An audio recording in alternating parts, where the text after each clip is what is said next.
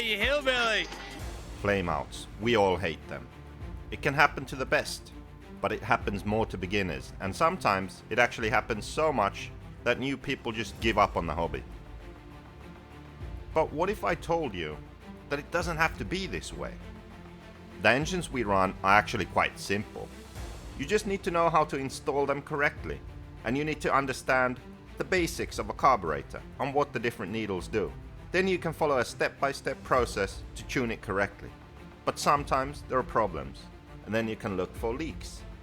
Do you know what a bad front bearing sounds like? What about a rear bearing? When do you change those? And then we have driving. The things racers do these days is just ridiculous. I mean, look at this. And why do drivers always whip like that? What's the idea? What's the point?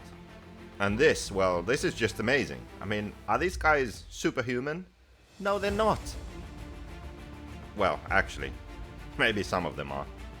My point is that close, exciting racing with your friends, it's something you can learn to do also. It's not only something reserved for the best in the world and the super talented. Yes, talented people always have an easier way to achieve greatness because they don't need to think as much. They just practice and get good. But for most of us, it doesn't work that way. We need to understand the theory behind what's happening to our car and how we need to drive it and how we need to set it up. We need to think about what we're doing. We need to practice with a purpose. We need to learn about racing lines, and while following them, we need to focus on our steering, throttle and brake inputs. We need to go through all the adjustments on the car so we know what they do. You need to learn about these things so that you don't need to look at the top pros' setup sheets and copy them, because unless you can do this,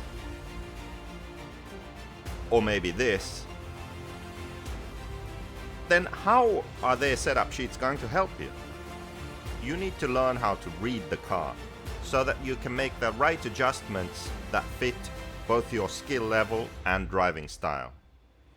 When your car is handling exactly how you want it to, you will enjoy your racing a lot more.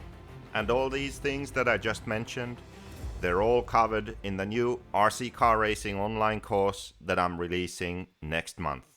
It's gonna be amazing, believe me.